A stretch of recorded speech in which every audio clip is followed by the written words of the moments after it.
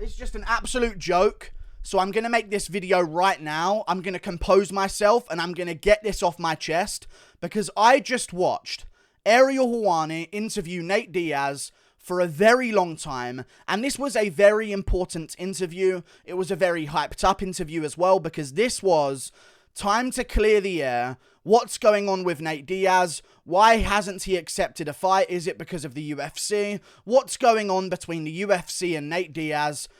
And I've sat there and I've watched that interview for a very long time, and I am so empty right now of emotion because I have never felt annoyance like this for a very long time. I might have not felt this level of annoyance when they announced Nunes versus Pena 2 for the Ultimate Fighter coaches of Season 30. It's close. It's close to the level of annoyance, of frustration. It's just so bad. I need to compose myself really quick before I get into this video. I respect Nate Diaz so much. As a fighter, I really respect Nate Diaz. He is waffling beyond belief in that last interview, and you can get lost in the waffle, okay? And that's quite often the case when the Diaz bros have an interview. It's very hard to get legitimate sentence, waffle, waffle, waffle, waffle, legitimate sentence, and piece those legitimate sentences together to find out what they're actually talking about, okay? And it really is difficult to do that. So I've tried to master that art and get to the bottom of what's going on. And I'm just so confused because I believe, and I'm going to state this before I even get into this video, Nate Diaz wants out of the UFC, but he wants out of the UFC in the most badass way he possibly can to keep up his image in front of his fan base. That's my honest assessment. I sat there, thought about it while I was watching this interview, and I thought to myself, that's exactly what's going on with this person right now. Forget that he's Nate Diaz. Forget that it's about the UFC. What's going on with this human being? What's he trying to portray? The dude is lying left, right, and center, messing up his own story, contradicting himself left, right, and center as well. And I'm so confused. And I'm like, okay, this is what's going on. He wants to leave the UFC. And the reason he wants to leave the UFC is to fight subpar competition for big money. He doesn't want to fight top-level competition anymore because he doesn't feel like he can compete anymore. But if he accepts that as the reason and tells everyone that's the reason why he wants to leave, he might lose a bit of fans because that's not the Nate Diaz they know. That's not the tough guy Nate Diaz who'll fight anyone. I genuinely believe Nate Diaz doesn't want top competition opponents. I'd say he's ducking them for good reason, to make money, easy money. I'm not going to call him a coward or anything like that. Like, he's got his reasons to not want to fight top-level competition right now. But he's trying to make it out to his fan base and the fan base in general that the reason he's leaving is because the UFC's making him leave. It's not me that can't fight top-level competition and doesn't want to fight top-level competition. They're not letting me fight top-level competition. They're not letting me fight this, and they're not letting me do that, and they want to keep me hostage, and they're trying to force me to leave the promotion, and stuff like this. And I'm like, what's going on right now? I literally sat through a whole interview of this man talking about how he wants this fight and that fight, and give me Luke, and give me this guy, and give me that guy, and this guy, but they don't want to fight me, and the UFC never makes those fights happen. And then we get to the end of the interview, and out of nowhere, he just goes, the only worthy opponents that I even want to fight and would fight right now are Ngannou and Adesanya. So you don't want to fight the other guys then? Like, he goes on these massive tangents, and I'm like, okay, let me just try and decode this CT English right now, because I can't quite understand it. Okay, I'm sitting here, I'm really focusing, trying to understand the point that he's making. And then in the next few sentences, he just disproves everything he just said. What's going on, Nate Diaz? Just say, I don't want to fight top-level competition anymore. I want to leave and fight Jake Paul for a lot of money. Say it. Why not say it? He wants to leave the UFC as the badass who got forced out of the UFC. They didn't want me beating all their top contenders. They forced me to leave. They couldn't give me fights against people that I wanted to fight. I wanted to fight all the top guys, but they ducked me. And now I'm going to have to leave because I can't get a fight against anyone. That's the image he wants to put out. But every other sentence discredits that message he's trying to get across. I don't understand. And then people just side with this. Yeah, Nate, you tell him how it is. You stick it to the man. Yeah, forget the UFC disrespecting you. And they said they left him in the office. This is another part of the interview. They left him in the UFC offices, and that's why he urinated outside and stuff like that. And that's why that whole thing came out. And people in the comments are like, oh, yeah, Nate, yeah, how can they leave him in the office? Absolute disrespect from Dana White. How can he have such little respect for his fighters and stuff like that? But if you just listen to what he said before that, of course they left the negotiation room and just left him there. He's talking nonsense to them.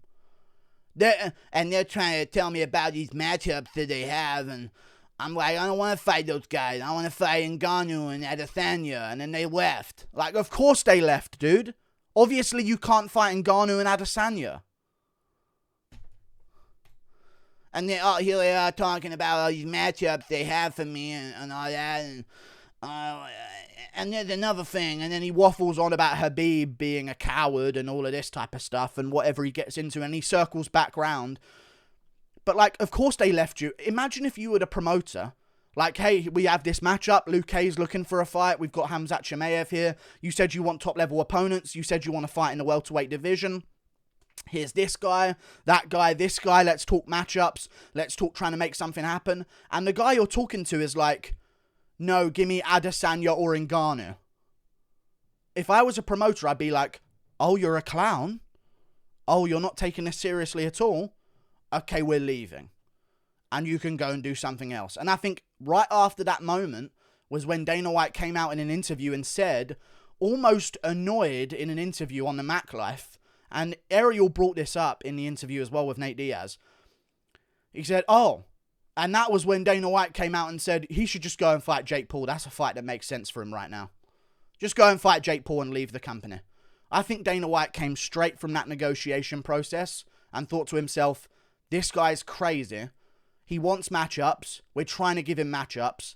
And then he's changing the bar to say those guys aren't worthy of fighting him. And then he's going to fight Ngannou or Adesanya. And then Nate, even in the interview again, is saying how they won't give him any matchups. And then he says a few sentences later, the guys they're offering him they haven't been through what he's been through.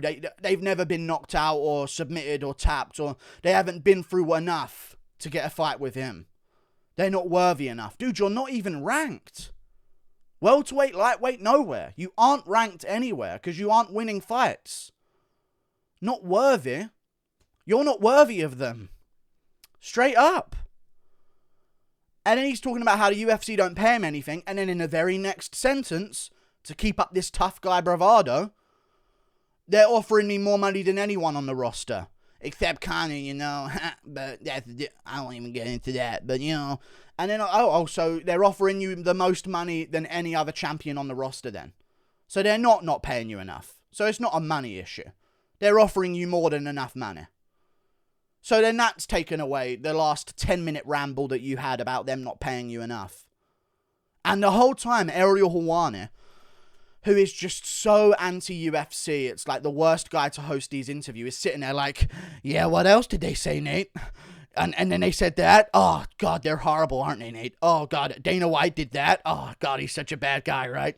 And he's just strumming himself to Nate Diaz talking smack about the UFC. So Ariel's just buying into everything. Like, yeah, and they're evil, and they don't want you. Oh, they're keeping you hostage. Oh, yeah, tell me more, Nate, and all this type of stuff. Like, Ariel's the worst guy to even have at this interview because he's just going to pander to the fighter. And I think a lot of people that react to that interview are going to pander to Nate Diaz and say, God, he's been treated so badly, and all this and all that. And then he says, they're holding me hostage. I want out. That's my main objective. And then I'm listening to him a few sentences later, and he says, I wouldn't even mind signing with the UFC, and taking a couple fights, and So he wouldn't mind re-signing with the UFC now. And it's just like here and there. And this, he draws a line here and then just crosses it out 3 sentences later. Like, they would love Kevin Holland versus Nate Diaz. Holland calls him out. Forget him. He ain't worthy of a fight. Like, oh, so you aren't going to fight anyone. You don't want to fight then. They're not going to give you Ngannou or Adesanya. That's just how it is. I'm sick of this guy. I can't, and there's going to be fans that are going to stick by him throughout all of this. And I'm just sitting here thinking to myself, like, and everyone's laughing at it, but I'm just sitting here like, dude, over the past however many years you've been feeding us this story that they're not giving you any money and they're not giving you any fights, and then you're just completely disproving that yourself in the very same interview a few sentences later. Like, I can't get behind Nate anymore. He's just a professional waffler, and he wants out because he can't beat top-level opponents, and he's asking for things he knows they aren't going to give him, so that it's on them to get him out of the UFC. That's what it is. He's making such egregious demands that it's on them to get him out of the UFC. You know what I mean? It's like let me think, like playground situation at school, like you ain't gonna do nothing, show up at this in my hood or on my block with a knife and do something about it. And then the guy says, obviously I'm not gonna do that. Let's fight right now. Oh, you're scared then. Oh, you're scared. Oh, you wanna fight? Well, come meet me when I'm with my boys in my block. And the guy says, no, let's just fight in the playground right now and settle this. And then the other guy's like, oh, scared are we? Oh, so you don't really want to fight. This is what Nate Diaz is trying to pull right now. He's setting completely unrealistic expectations of someone to make it on them to turn it down. Realistically, they should turn it down because it doesn't make any sense whatsoever. But he just gets that one up on them. The fact that they officially turned something down of an offer that he made. So he's bluffing an offer to them, basically. That's what he's doing. He's bluffing with them non-stop so that they definitely turn it down, so he can tell everyone, they turn me down, you know, they don't want me to have a fight, they're keeping me hostage. You're like, no, like, they would love Luque versus you. And then he was talking about how, and even Dana White came out and said this, like, he accepted Chimaev, and we were talking about a potential Chimaev matchup, and then Nate was talking about how, you know, they want to give me Chimaev, and he's just been speaking for like 10 minutes about how they're not giving him any matchups.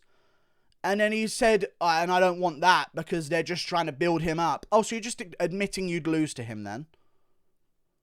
I'm not taking that fight because, you know, they're trying to build him up, you know. Everybody fights me, fight for a title, so they're just building him up, you know, trying to use my name to build him up, and I ain't about that, you know. But you were calling out Luque after he beat Chiesa and Woodley. They were trying to do exactly the same thing. So it's just, what's going on? What's happened to Nate? I hate it when this happens, man. I had so much respect throughout his entire career, and now I'm just seeing through him massively. Like, just admit it to yourself. Be honest. Stop this tough guy reputation. You're already a tough guy. Just coming out and saying, I can't beat top-level guys. I don't want to keep taking damage. Let me go beat up Jake Paul in a boxing ring for more money. Just openly say that, and everyone, literally every comment will not be, wow, what a coward. They're not going to do that. They're literally going to say, respect to Nate. If anyone's earned the ability to do this, it's him. That's what they're going to say. They're not going to call him out for it, but in his mind, he needs to keep up this tough guy thug image and leave with a bang going against the UFC. And it was the UFC that kicked me out. They didn't want me beating their top guys. I wanted to fight everyone except for Chimaev and except for that guy. And I was looking to call out Ferguson and Luque and this guy and that guy and start listing names that he can't even list because he can't even remember the names. So it must be a lot of names that he was offering to fight. And then a second later, few sentences down the line, they aren't worthy of fighting him. It's Ngannou or Adesanya or nothing. What did I just watch? What did I just watch for that long?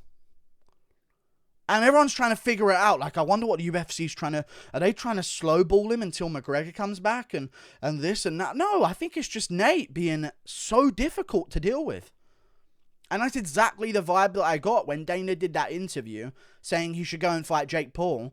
Like, it just sounded like Dana is done trying to negotiate with this man. And he was like, they left me in their offices, completely disrespected me. And people in the comment section are just like talking about how disrespectful to you.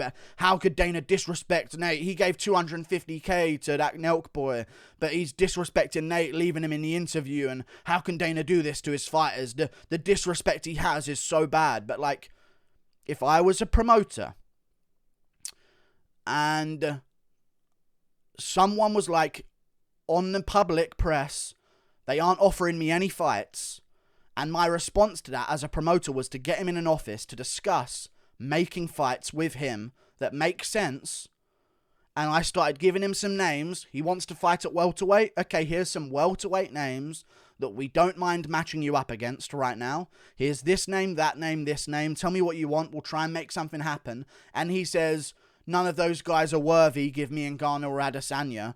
And then they just up and left, you know, and I was going to steal something, but they didn't have anything. And it's just like, he says a funny thing, and then people focus on the funny thing. But I'm thinking, like, of course they up and left. They've heard you complaining like you haven't been offered fights for the past however long it's been. They try and offer you fights that make sense, and then you just leave. And then you say you want Ngannou Adesanya, of course they leave. I would just leave. Like, oh, you're just trolling me, basically. You're trolling me as a promoter. What are you even talking about right now? Of course we can't give you Ngannou. One, he's injured. Adesanya's, at the time of this negotiation happening, booked. Literally booked up against Cannonier. And we've got Pereira coming up and Strickland in a title elimination bout. And they're next for him. That's already been sorted out and scheduled and designed that way and structured that way. So you know you can't fight Adesanya. Even if we wanted you to, it wouldn't make any sense if he was even free. But you know there's no way we can fit in a Nate Diaz fight for Adesanya. So, like, you're just trolling and making unreasonable demands. And it's funny. But I've been so invested in this story, and Ariel and all the other MMA media are going to come out with this anti-UFC stance. I'm calling it right now. Ariel's going to come out and talk about the disrespect the UFC has shown Nate Diaz, and how could they be so disrespectful to Nate Diaz, and this and that, and this just goes to show how evil of a company they are. And I just can see all the other little media members talking about the disrespect shown to Nate Diaz as a fighter. Nate Diaz deserves more respect by the UFC. Dude is trying to save his image of a tough guy bad boy with his fan base by making the UFC take the action to cut him rather than him leaving on his own terms because he just doesn't want to fight there anymore. He tried to make it about money, and then even admitted himself they offered him a crazy amount of money. So, oh God, they aren't... Me trying to make it about a crazy amount of money didn't work for me. Okay, I'll try and make it about the fact that they're not offering me any fights.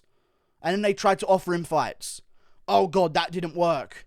What else should I try and do to get them to cut me so I can still keep my image? I'm only going to fight Ngannou and Adesanya. And then they don't give you Adesanya or Ngannou because it's ridiculous to even assume that. And then you're like, yeah, now I'll do an interview with Ariel and talk about it. Well, there's no respect, you know. And even when he's saying it, he's then backing up with, like, all due respect, and they've been nice to me in person. So I get the feeling that they're actually being nice, like trying to make something happen with Nate, and he's just moving the bar every time. Moving the bar every time. You didn't call out Luque. Luque called out you. Twice. So many times he called you out. Kevin Holland calls you out. Ignore him. I'll fight anybody on Twitter. Only Ngannou Adesanya. Like, I'm emotionally exhausted. Like, I can't believe I wanted a really good interview with the intricate information. I just got, like, a troll job I just got trolled by Nate Diaz. And I think the UFC has been trolled by him as well. Oh. And then he goes off on a tangent about Habib being a bitch and all this. Like, I genuinely just tuned into a show that was such a long program on Ariel Helwani's MMA fighting on SBM. Which, by the way, why have you got members-only chat on? You elitist scum. Don't want no commoners typing in your chat. And we genuinely got like an hour of Nate Diaz. And I watched it expecting some kind of information. Free Nate and all this. This is what we needed right now. And Nick put the Diaz brothers on the map, but Nate's done a great job of carrying the torch. You know what I mean? And it's just, it's actually crazy. Never seen Nate so real and upfront. Free Nate. He's lying every other sentence. Nate Diaz is one of the realest people out there. You simply can't dislike this guy. He kind of stands up for all the fighters by not giving a damn. He's trashing every other fighter on the roster.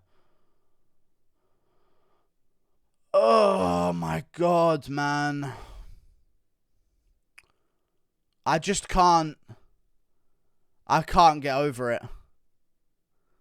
I'm listening to the comments. I'm just so confused by the fan response. Like, I don't know how you can watch that interview and not come out of it feeling the way I'm feeling. Like, this guy's straight up waffling his way through this, lying every other sentence. We get a real feel for how the UFC deals with people. They're valuing me private and devaluing me public. Spot on, accurate assessment from Nate. Like, I don't understand. I don't understand. I have to read more comments here. Free Nate, he's earned the right to walk away, and he's on a contract, and he knows that. And if he just takes a fight against any of the guys they're offering, he can get out of that contract. But when they're offering him these guys, oh no, I'll fight Chimaev. Chimaev doesn't want to fight me. They offer me Chimaev, but they're only offering me him to build him up for a title shot, so I'm not going to do it. Like, admitting that he's going to lose if he fights Chimaev, basically. If you wonder what's going to happen in Diaz-Chimaev, watch Diaz versus Rory McDonald. That's all I'm going to say about that matchup. It's so crazy to me. I want out, just release me. That's fucking illegal. Dana White. And it's just going to be an anti-UFC response from this. Crazy to me. Crazy to me. I don't buy any of it at all. And some people are seeing it. Some people are seeing it and stuff like that. But the majority is like, it's quite disgusting what the UFC is doing to some of its fighters. I can't. Let's just move on from this whole topic. Like, I'm just confused by this whole situation, man. This has really crushed me mentally. Like, I've basically been waiting. We've been speculating. What could it be? What's the UFC really doing behind the scenes? This interview has just made me lose so much respect for Nate Diaz. This is what I was thinking. Is the UFC slowballing him for a McGregor fight? Are they trying to set up just a Chimaev fight for him, and he doesn't really want to fight Chimaev? And are we trying to do this? Are they trying to do this with Nate Diaz? Are they trying to make a sort of lightweight bout that he doesn't really want? And are they trying to sort of hold him up so that he can't do this and can't fight outside the organization? And all I've took away from this interview is Nate's been trolling the UFC and us for the past 2 years or so, acting like he wants to fight, when in reality, he doesn't want to fight at all against top-level competition. He's just trolled everyone. Respect, because it's a good troll, but man, that's annoyed me beyond belief. I can't even... I expected so much clarity, and all I've got is just anger at him. He's just trolled everyone, and just lied. Every other sentence is just discrediting his last sentence. It's crazy to me. And then Ariel's there like, yeah, like he can't see the absolute waffle that Nate is doing, because all Ariel's brain is, if it's anti-UFC, he's all on board because of what they did to him ages ago. If it's anything against the UFC, sign Ariel up. Forget objective thinking from Ariel. Just, tell me more about it, yeah. And then what did they do, Nate? And it's going to be like passed off as like the reality. Dude, fighters can lie, and Nate's straight waffling in this last interview. Toodle pip, I'll see you later. Goodbye.